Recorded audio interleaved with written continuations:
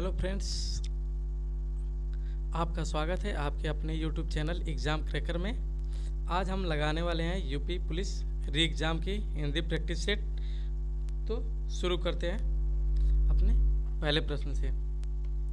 पहला प्रश्न दिया है, निम्नलिखित युग्मों में से कौन सा युग्म गलत है। कौन सा युग्म गलत है? पहला दिया है अवधी पूर्वी हिंदी, बी ब्रजभाषा पश्चिमी हिंदी, सी भोजपुरी पूर्वी हिंदी, डी खड़ी बोली पश्चिमी हिंदी। ठीक, तो पूर्वी हिंदी के अंतर्गत कौन कौन से आते हैं? पूर्वी हिंदी के अंतर्गत कौन कौन से आते हैं? ए बी सी, ठीक ना। अवधी, बघेली और छत्तीसगढ़ी, तो ये तो सही है। ब्रज भाषा पश्चिमी हिंदी की तरह, पश्चिमी हिंदी के तहत जो आते हैं ब्रज भाषा, ठीक, एक ब्रज भाषा आता है, सही है। और कौन सा आता है? बुंदेली आती है, कन्नौजी आती है, ठीक, खड़ी बोली आती है, ठीक। और कौन सी आती है? खड़ी बोली के साथ साथ खड़ी बोली को क्या बोलते हैं? कौरवी ना, कौरवी। ये तीनों जो होती हैं वो खड़ी बोली मतलब पश्चिमी हिंदी के तहत आती हैं, ठीक, तो ये भी सही है। और भोजपुरी पूर्वी हिंदी, तो पहले ही बताया हूँ मैं, पूर्वी हिंदी के तहत कौन कौन सी आती है? अवधी, बघेली और छत्तीसगढ़ी, ठीक, तो भोजपुरी नहीं होगा, तो हमारा ऑप्शन कौन सा लगा? सी। और खड़ी बोली पश्चिमी हिंदी के तहत आती है, ये तो मैं बताया हूँ। चलते हैं अपने अगले क्वेश्चन पे। तो इसका ऑप्शन कौन सा लगा? सी ऑप्शन होगा। भोजपुरी पूर्वी हिंदी से संबंधित नहीं है। भोजपुरी किससे संबंधित है? भोजपुरी जो है वह बिहारी से संबंधित है ना। बिहारी के अंतर्गत कौन कौन सी आती है? एक मगही आती है और एक मैथिली और एक जो ये थी भोजपुरी, ठीक है ना, यही तीनों आती हैं सब। अगले क्वेश्चन पे चलते हैं। हिंदी शब्दकोश के अनुसार संतान, सकल, सचल, सक्षम शब्दों का सही क्रम है। तो हिंदी शब्दकोश के अनुसार बोला है ना, संतान, सकल, सचल, सक्षम शब्दों का सही क्रम है, मतलब पहले कौन सा आएगा? सकल आएगा या संतान आएगा या फिर सचल या सक्षम? देखो, जब शब्दकोश की बात होती है ना, शब्दकोश में जो दिया होता है, ठीक, शब्दकोश होता है और एक होता है वर्णमाला, ठीक ना। वर्णमाला में क्या होता है? वर्णमाला में जो होता है स्टार्ट होता है अ से लेकर ज्ञानी तक, ठीक है ना। और शब्दकोश में जो स्टार्ट होता है वह किससे स्टार्ट होता है? पहले अ से स्टार्ट होता है, फिर अन, फिर उसके बाद आता है अ, आ, ई, फिर बड़ी, ठीक। तो पहले क्या आता है शब्दकोश में? अ, फिर अ, इसके बाद आता है, ठीक ना। हाँ, तो हमारा सबसे पहले कौन सा होगा इसमें? सबसे पहले कौन सा होगा? तो सन पे ऊपर दिया हुआ है ना, तो संतान होगा, ठीक, पहले पे आ गया संतान। इसके बाद कौन सा होगा? इसमें भी देखो शब्दकोश में क्या है कि पहले पहला अक्षर देखा जाता है, ठीक, पहला अक्षर। देखो तीनों में, चारों में जो है पहला अक्षर कॉमन है, स है, ठीक है ना। तो इसमें जो भी पहले आता होगा उसको रखेंगे। जैसे कि ये इससे संबंधित है, ये स वाला, स का जो पहला पार्ट जो है ये इससे संबंधित है, तो ये पहले आएगा, ठीक ना। तो सन वाला पहले ले लिए, ठीक। इसके बाद शब्दकोश में अगर बाएं से, अगर जब दाएं से जब बाएं जाते रहेंगे तो वो क्या आएगा? अ, आ, ई, यू। उसके बाद जब स्टार्ट होगा तो फिर क्या आएगा? क आएगा, ठीक। तो स के बाद क, जो स के बाद क है उसको उठा लेते हैं, ठीक। तो स के बाद क, तो यानी कि स के बाद क कौन सा है? सकल है। फिर थर्ड पे देखो, थर्ड पे क्या है?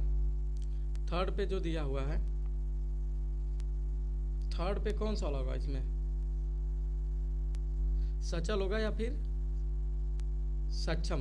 तो देखो, और एक बात, क के बाद कौन सा वर्ड पहले आता है? च आता है ना, लेकिन यहाँ पे च नहीं होगा, च नहीं होगा।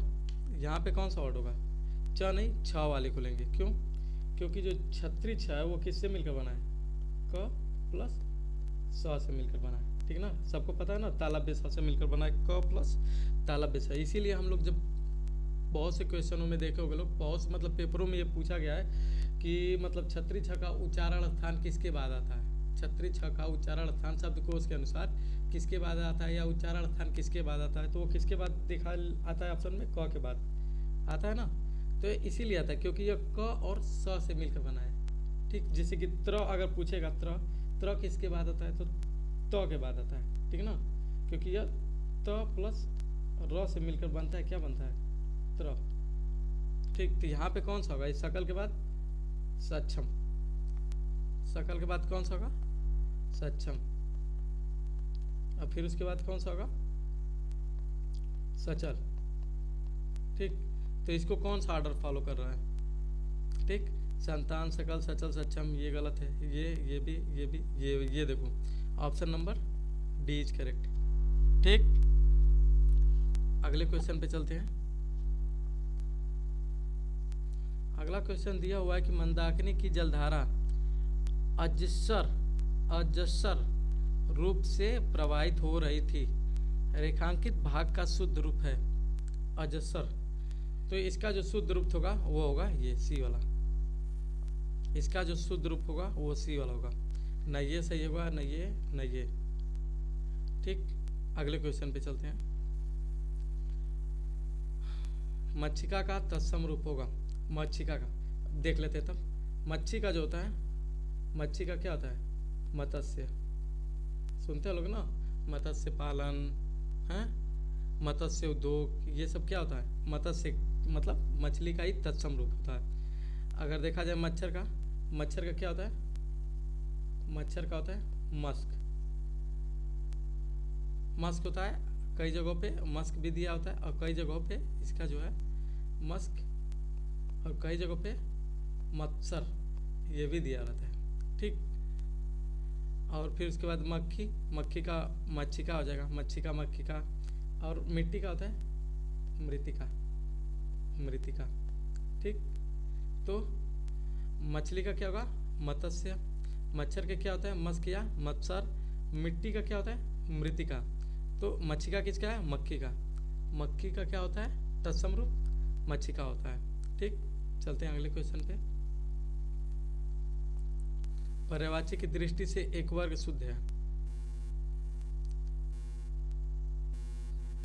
पर्यायवाची की दृष्टि से एक वर्ग शुद्ध है, तो इंद्रतीस, सहस्त्राक्ष, मधवा, घर, निकेतन, आयतन, निलय, यमुना, कालिंदी, भानुतन्या, जाह्नवी, डी वाले में है वस्त्र, पाटक, अंबर, चीर।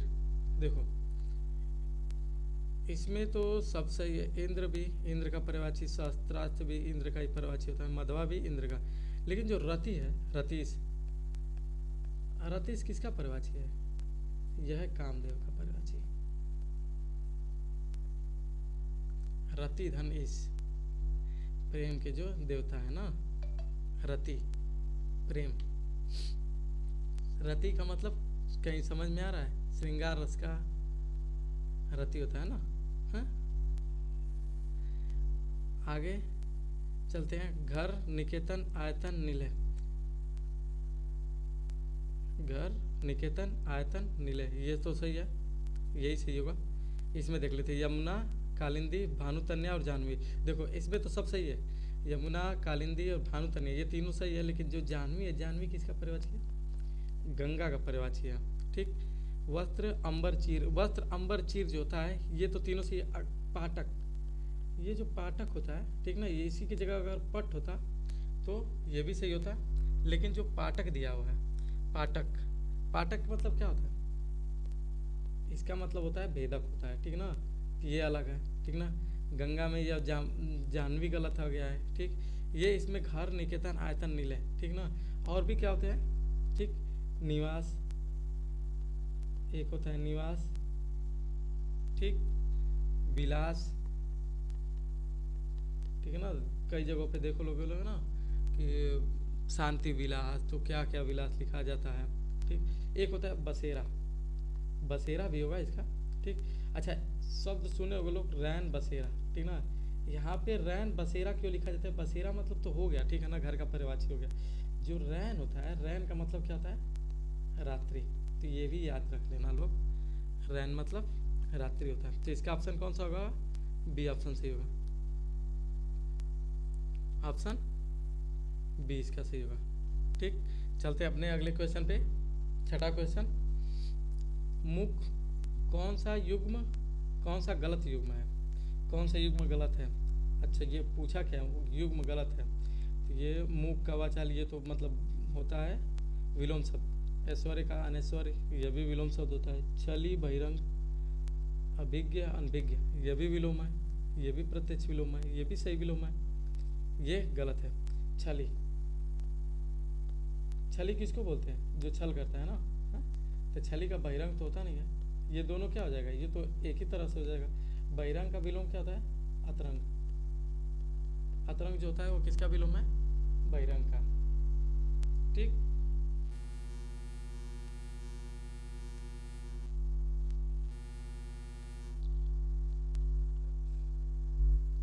आगे चलते हैं अगले क्वेश्चन पे।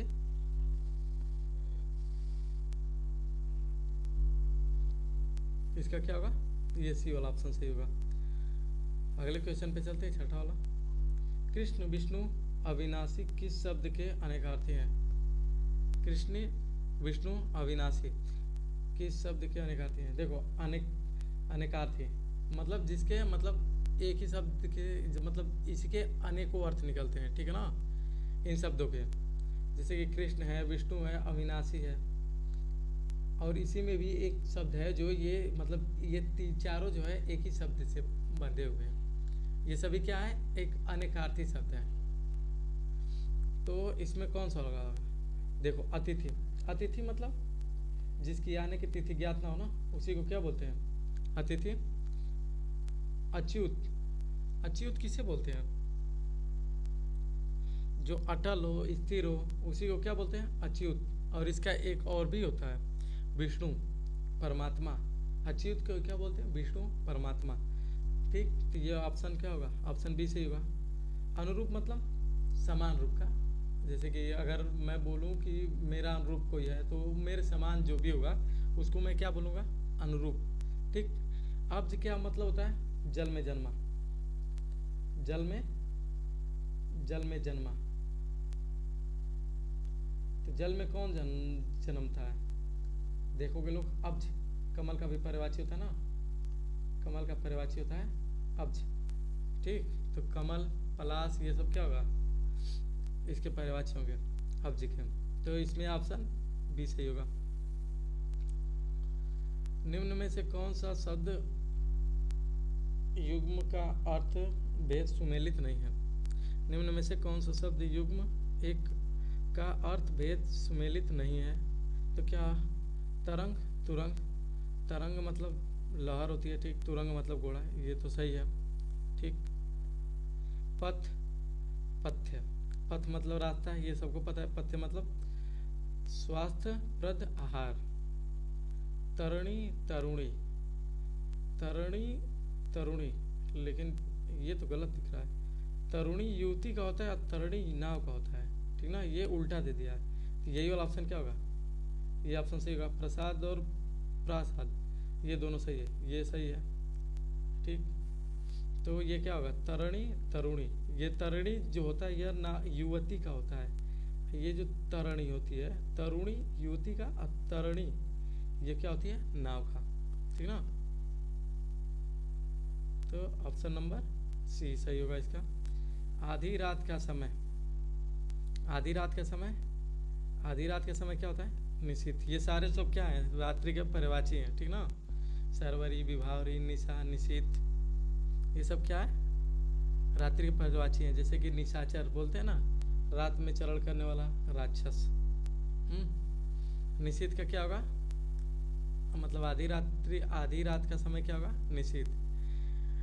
इनमें से तंदालु में प्रयुक्त प्रत्यय कौन सा होगा? तंदालु, जो ये तंदालु शब्द है, ठीक, तंद्रालु, ठीक, ये मिलकर बना है तंद्रा प्लस लू से, ठीक।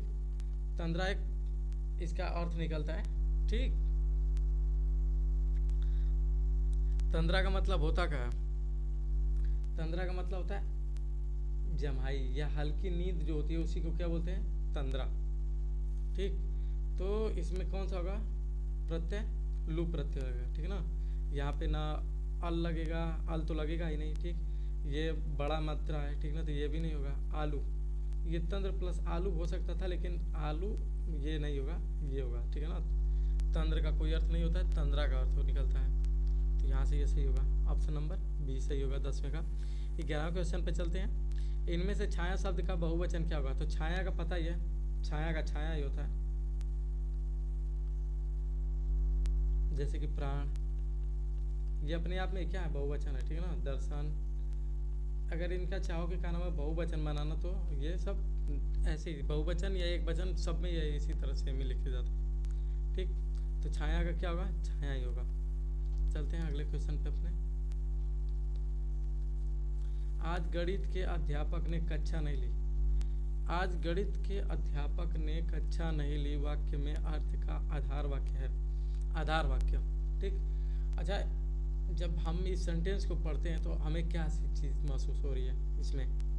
आज गणित के अध्यापक ने कक्षा नहीं ली, मतलब नकारात्मक सोच आ रहा है। ठीक, नकारात्मक सोच किस में आती है?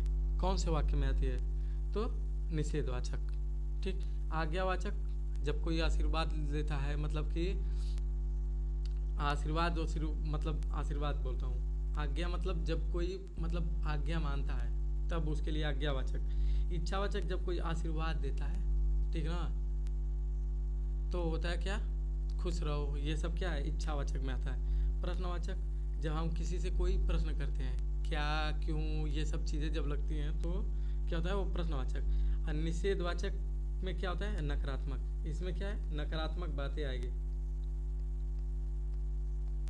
नकारात्मक बातें आएंगी इसमें। ठीक,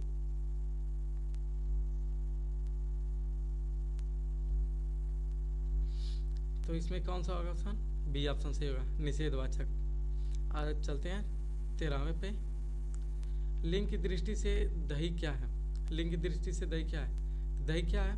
दही एक स्त्रीलिंग है, पुल्लिंग है, नपुंसक लिंग है या उभयलिंग है? नपुंसक लिंग हिंदी में नहीं पढ़ा जाता है। ठीक ना, उभयलिंग भी नहीं आता है, अधिकतम यही आता है, स्त्रीलिंग या पुल्लिंग। ठीक, तो इसमें कौन सा लिंग होगा? या पुल्लिंग होगा। ठीक ना, दही पुल्लिंग होगा, दूध स्त्रीलिंग होगा, पानी भी स्त्रीलिंग होगा। ठीक, चलते हैं अगले क्वेश्चन पे, 14वें क्वेश्चन पे। इनमें से भाववाचक संज्ञा है, भाववाचक संज्ञा जिसमें भावना हो, ठीक है ना, उसको क्या बोलते हैं? भाववाचक। ठीक, जिस मतलब भाव, जो हमारे अंदर जो भाव उत्पन्न होती है, ठीक ना, उसको क्या बोलते हैं? भाववाचक संज्ञा। ठीक, तो क्रोधी, तीर, भरत, चिंता। तीर ये क्या है? ये एक संज्ञावाचक है। ठीक ना, संज्ञा है, ये भी संज्ञा है। ठीक ना, ये कौन सा है? व्यक्तिवाचक संज्ञा। और ये कौन सा संज्ञा हो जाएगा?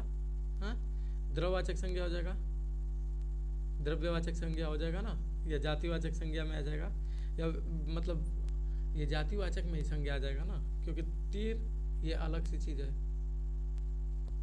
अगर तीर तो बहुत सी होती है ना, अब इसमें कहा जाए कि नहीं राम जी की तीर, लक्ष्मण जी की तीर, अगर किसी की तीर कहा जाए तो व्यक्तिवाचक में आता है। अगर ऐसे देखेंगे तो ये किस में आएगा? जातिवाचक में आएगा।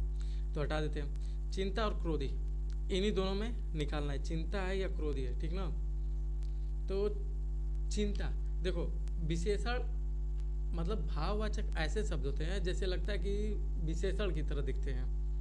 ठीक, तो हम लोग विशेषण के तौर पे इसको देख लेते हैं। ठीक ना, अब जैसे कि चिंता, चिंता व्यक्ति बोलेंगे तो सही है नहीं ना? चिंता की जगह पर क्या होता है? चिंतित व्यक्ति। हाँ, चिंतित व्यक्ति, ये सही लग रहा है ना?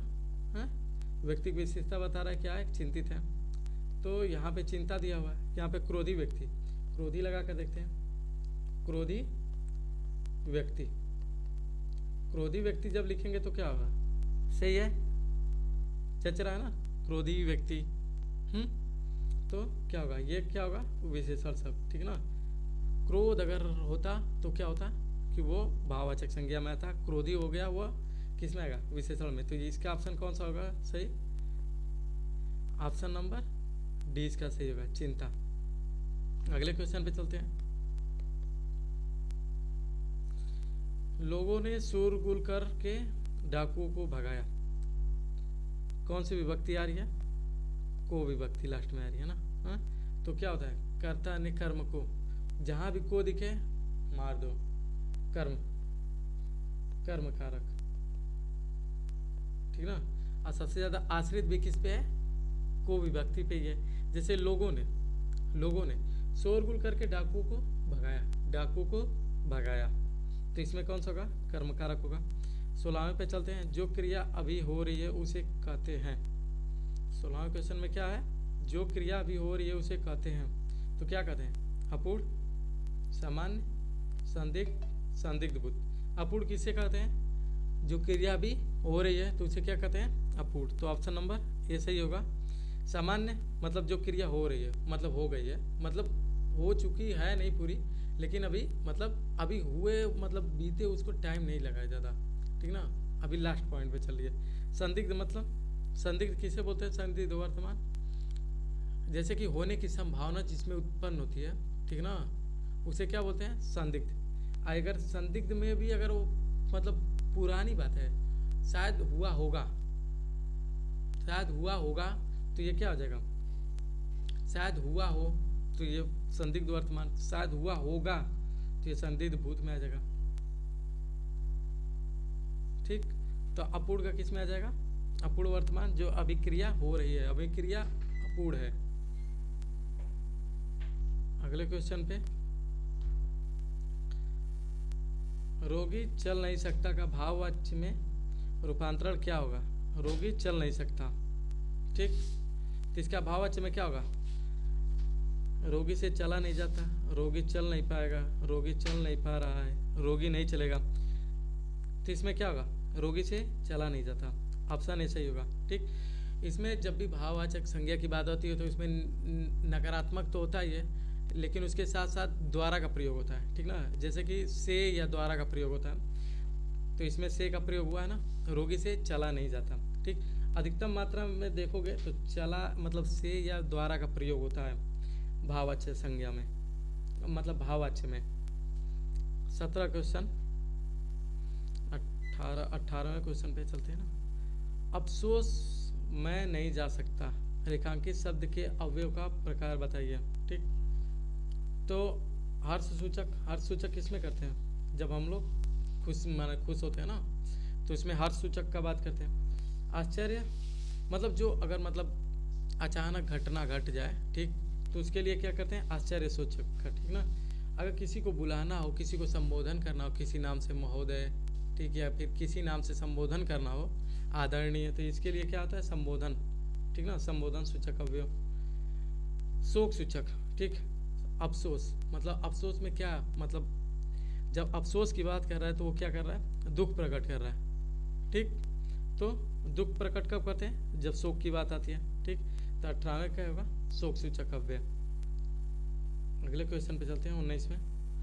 निम्नलिखित वाक्य में क्रिया विशेषण युक्त वाक्य कौन सा है? क्रिया विशेषण युक्त वाक्य, पहला है मैं कल नहीं जाऊंगा, दूसरा यह फूल सुंदर है, तीसरा हवा धीरे धीरे बह रही है, डी आज हम स्कूल जाएंगे। तो इसमें क्रिया विशेषण हमें पता है, क्रिया विशेषण में क्या होता है? धीरे धीरे, ठीक। बहुत मतलब बहुत नहीं होता है, क्रिया विशेषण में क्या होता है? धीरे धीरे जो होता है ये क्या होता है? यह क्रिया विशेषण है। तो इसमें कौन सा ऑप्शन होगा? सी, ठीक ना। इसमें कोई क्रिया विशेषण है नहीं। सुंदर है, ये क्या है? विशेषता है, ठीक। आज हम स्कूल जाएंगे, इसमें भी कहीं विशेषता नहीं है। कल, ये विशेषण है, ठीक ना, विशेषण है ना कल, तो इसको भी ये भी नहीं होगा सही। तो इसमें धीरे धीरे जो है क्या हुआ? क्रिया विशेषण, क्रिया विशेषण। चलते हैं अपने अगले क्वेश्चन पे, 20वां क्वेश्चन पे। अक्षोहिणी का संधि विच्छेद है अच प्लस ईडी अच प्लस ओहिनी, अछो प्लस अहिड़ी, अच प्लस ओहिड़ी। देखने में तो लग रहा है कि ये वाला सही है ना। हाँ, अ प्लस ओ बराबर क्या होता है, अ होता है ना। हाँ, लेकिन यहीं पे गलती हो जाएगी। ठीक, यहाँ से गलती कैसे होगी, क्योंकि यह जो अक्षोहिणी है यह एक अपवाद है संधि विच्छेद में। ठीक, अक्षोहिणी का संधि विच्छेद में एक्चुअली होता है अच प्लस ओहिनी, और यह आता किसके अंतर्गत है, वृद्धि संधि के अंतर्गत आता है। ठीक, इसको याद कर लेंगे, अक्षोहिणी का मोस्ट इंपॉर्टेंट क्वेश्चन है। 21वें पे चलते हैं। अनायास में समास है, अनायास में समास है। जब भी अगर कहीं अन लगा हो, ठीक, तो अन जब भी कहीं लगता है तो उसमें जहाँ तक उम्मीद होती है वो विपरीत की बात करता है। ठीक है ना। हाँ, जैसे कि मान, अपमान, ठीक है ना, यास, अनायास। तो अन क्या करता है, निगेटिविटी की बात करता है, विपरीत की बात करता है। तो इनको किस श्रेणी में रखते हैं, तो इनको हम रखते हैं नन। ठीक, इनको हम नन समास में रखते हैं। यह द्वंद्व, जब द्वंद्व संधि के बारे में जब बाकायदे विस्तार से जब पढ़ेंगे तो उसमें आता है एक नन संधि करके, उसमें ही इसके बारे में बताया गया है। ठीक, अन्यास किसका होगा, नन का होगा। ठीक, चलते अपने दिगु का पता ही है, जिसमें संख्यावाचक होता है। द्वंद्व का मतलब ये होता है विपरीत होता है। ठीक, जब जब दो विपरीत होते हैं तो क्या होते हैं, उसमें द्वंद्व समास आता है। कर्मधारय का मतलब जिसमें विशेषण और विशेष से उत्पन्न हो, ठीक ना, करल के कमल के समान नयन, ठीक ना, तुलना करने की बात हो, विशेषण विशेष से हो, तो वहाँ पे कर्मधारय आता है। 22वें क्वेश्चन पे चलते हैं। निम्नलिखित में से लोकोक्ति चुनिए। अंक भरना, आस्तीन का सांप, कहाँ राजा भोज, कहाँ गंगू तेली, और लास्ट है तूती बोलना। अंक भरना ये होगा गोद में लेना, ठीक ना, गोद में लेना, गोद भरना, ठीक ना। आस्तीन का सांप ये क्या है, ये दोनों जो है मुहावरे हैं, मुहावरे, ये भी मुहावरा ही है, ठीक है ना। और तूती बोलना ये भी क्या है, मुहावरा। लेकिन कहाँ राजा भोज, कहाँ गंगू तेली, ये क्या है, यह है लोकोक्ति। लोकोक्ति पहचानने का सबसे आसान तरीका है कि लोकोक्ति उसे कहते हैं जिसमें तंज कसा जाए। ठीक, किसी पे टिप्पणी की जाए। लोग बोलते हैं ना, बोली बोलना किसी के ऊपर, हाँ, तंज कसना, नाचना आवे आंगन टेढ़, ये सब क्या है, लोकोक्ति है, बोलते हैं ना। तो ये कहाँ राजा भोज, कहाँ गंगू तेली, इसका संबोधन करने का मतलब ये है कि एक राजा है और एक जो है गंगू तेली है। मतलब दोनों के पास पैसा है, लेकिन एक खर्च करने में राजा है, लेकिन एक जो है खर्च करने में कंजूस है, ठीक ना। इसी पे ये तंज कसा हुआ है। चलते हैं अपने अगले क्वेश्चन पे, 23वें पे। इसका ऑप्शन कौन सा होगा, 22वें का ऑप्शन सी होगा, कहाँ राजा भोज, कहाँ गंगू तेली। चलते अपने अगले क्वेश्चन 23वें पे। निम्नलिखित में से कौन सा विकल्प विराम, भेद और उसके चिन्ह को सुमेलित नहीं करता है। ठीक, पहला है पूर्ण विराम, अल्प विराम है, बी सी योजक चिन्ह, डी उद्धरण चिन्ह। तो इसमें कौन सा होगा, पूर्ण विराम, ये ठीक है, सही है। अल्प विराम, ये भी सही है। उद्धरण चिन्ह, ये भी सही है। कभी कभी उद्धरण चिन्ह को क्या बोल देता है, निर्देशक, ठीक ना, निर्देशक चिन्ह भी इसको बोलते हैं, इसी को बोलते हैं। योजक चिन्ह, योजक चिन्ह ऐसे होता है ना कि ऐसे, इसको क्या बोलते हैं, लाघव चिन्ह। ठीक, तो ऑप्शन नंबर कौन सा सही होगा, सी।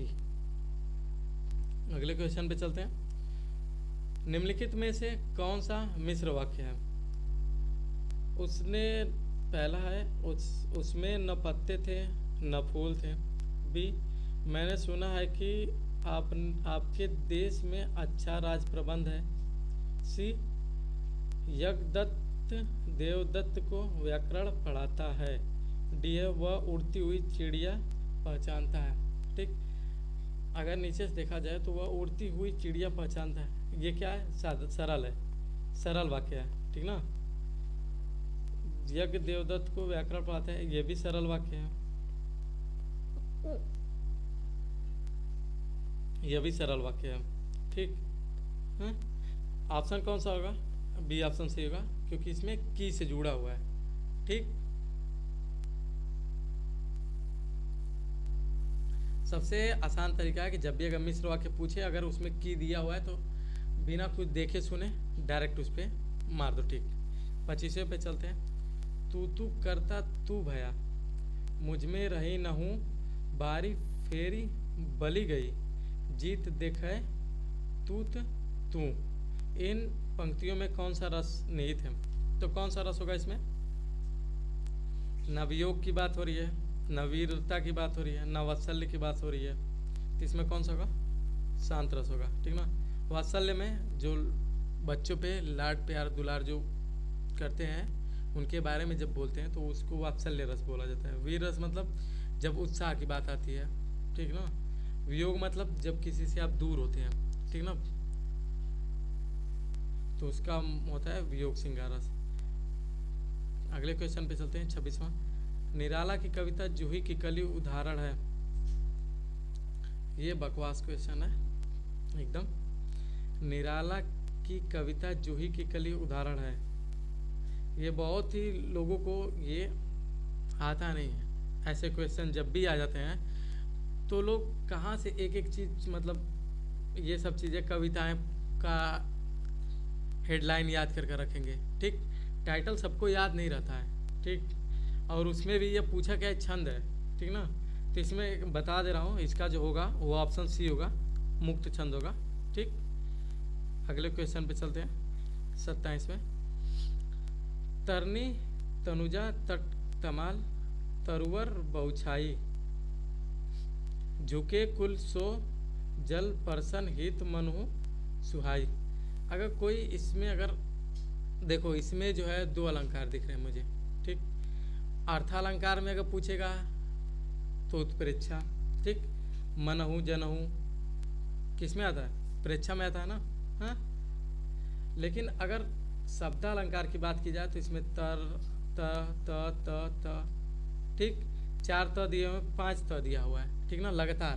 ठीक ना, तो यहाँ से ऊपर वाली लाइन में क्या हो रहा है, शब्दों के तत् अलंकार उत्पन्न हो रहा है, और नीचे वाली लाइन में क्या हो रहा है कि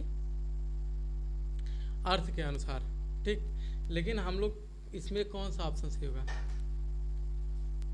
इसमें ऑप्शन जो होगा वो ए सही होगा।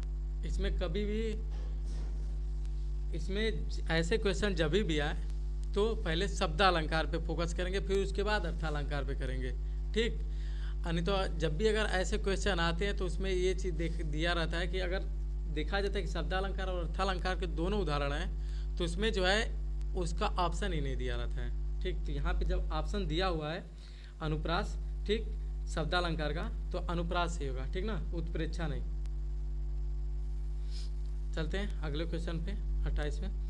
अबला जीवन हाय तुम्हारी यह कहानी, आंचल में है दूध और आंखों में पानी।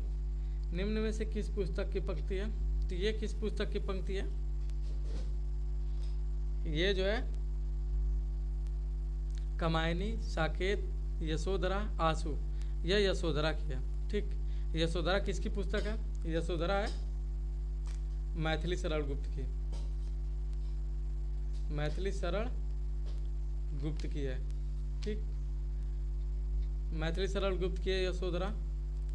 यशोधरा और किस मतलब मैथिली शरण गुप्त की और कौन सी रचना है, यह भी है, साकेत भी है। ठीक, कमायनी किसकी है, कमायनी जयशंकर प्रसाद जी की है ना, जयशंकर प्रसाद जी की है। चलते हैं अपने अगले क्वेश्चन पे, इसका ऑप्शन सी सही होगा। 29वें क्वेश्चन पे चलते हैं। मैथिली शरण गुप्त ने नहीं लिखा है। ठीक, अभी पिछले क्वेश्चन बताया हूँ, कमायनी किसने लिखा है, जयशंकर प्रसाद ने। जयशंकर प्रसाद ने क्या लिखा है, कमायनी पुस्तक। साकेत, यशोधरा और जयव्रत, ये तीनों किसके हैं? मैथिली शरण गुप्त के हैं। ठीक। और भी इनकी पुस्तकें हैं, जैसे कि कौन सी है? रत्नावली, रत्नावली है। और कौन सी है? पंचवटी है। ये सब किसकी है? मैथिली शरण गुप्त की है। ऑप्शन बी सही होगा। अगले क्वेश्चन पे चलते हैं। 30वें, एक बूंद सासा उछली किस विधा की रचना है? तो यह जो है यात्रा वृत्तांत, यात्रा वृत्तांत की है। ठीक। अगले क्वेश्चन पे चलते हैं। प्रेमचंद के अधूरे उपन्यास का नाम है? इसमें देखा जाए तो सभी जो है मुंशी प्रेमचंद जी की है कविताएं, ठीक ना। उपन्यास है सारे मुंशी प्रेमचंद जी की है। ठीक। गबन, रंगभूमि, सेवा सदन, मंगलसूत्र। लेकिन जो इनके अधूरे उपन्यास हैं उसमें जो है कौन सा है? तो वो मंगलसूत्र है। ठीक। तो ऑप्शन सी सही होगा। 32वें क्वेश्चन पे आते हैं। इनमें से हिंदी के किस साहित्यकार को ज्ञानपीठ पुरस्कार मिला है? ज्ञानपीठ पुरस्कार तो किसको मिला है? मुंशी प्रेमचंद, ये तो थे ही नहीं उस टाइम, ना इनको मिला है। प्रसाद सुमित्रानंदन पंत, किसको मिला है? तो सुमित्रानंदन पंत जी को मिला है। किसके लिए? चिदम्बरा। ठीक। चिदम्बरा के लिए किसको मिला है? सुमित्रानंदन पंत जी को मिला है। ठीक। 32वें का ऑप्शन डी सही होगा। चलते हैं अब 33वें क्वेश्चन पे। ये गद्यांश आ गया है, गद्यांश को पढ़ करके इसको हल करेंगे। उपयुक्त अवतरण का सर्वाधिक उपयुक्त शीर्षक है। पढ़ लेते गद्यांश। भारत जैसे देश के लिए सहकारिता की पद्धति को अपनाना विशेष रूप से आवश्यक है। इसका कारण यह है कि भारत में छोटे किसानों तथा व्यापारियों की संख्या अधिक है। ये लोग निर्धनता, ये देखो, ये जो है आप लोग इसको अपने से करिए। ठीक। आप लोग इसको अपने से करिए। ठीक। मैं बता दे रहा हूँ। सहकारिता का अर्थ है, सहकारिता का अर्थ क्या होता है? इसमें मैं डायरेक्ट बता दे रहा हूँ आप लोग को आंसर, ठीक है ना। आप लोग अपना इसमें पढ़ करके फिर से अपना हल करिएगा। उपयुक्त अवतरण का सर्वाधिक उपयुक्त शीर्षक है 33वें का। तो 33वें का कौन सा है? सहकारिता में लाभ। ठीक। 34वां का सहकारिता का अर्थ है, सहकारिता का अर्थ क्या है? सहकारिता का अर्थ होता है मिलजुल कर कार्य करना। ठीक। तो ऑप्शन बी सही होगा। 35वें का योजना आयोग के अनुसार सहकारिता का आधिकारिक उपयोग किया जाना चाहिए। तो सहकारिता का आधिकारिक उपयोग किया जाना चाहिए, किसमें किया जाना चाहिए? 35वें का अर्थव्यवस्था के विभिन्न क्षेत्रों में। ठीक है ना। ये तो नॉर्मल है, ये तो आप लोग ऐसे भी लगा सकते हैं डायरेक्ट ही बिना पढ़े हुए ही। 36वें का सहकारिता का मुख्य उद्देश्य है। सहकारिता का मुख्य उद्देश्य है, क्या मुख्य उद्देश्य है सहकारिता का?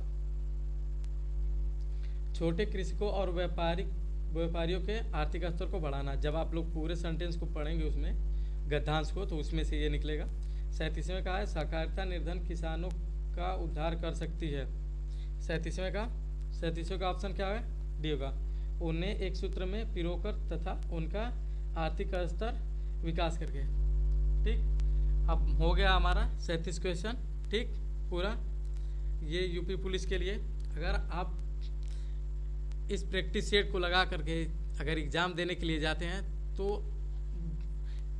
बहुत ही आपके लिए लाभफुल होगा यह। ठीक। तो आई होप आप लोग को ये मेरा सेशन अच्छा लगा होगा। ठीक। यदि आपको मेरा ये सेशन अच्छा लगा हो तो इसे लाइक करें, सब्सक्राइब करें और शेयर करें।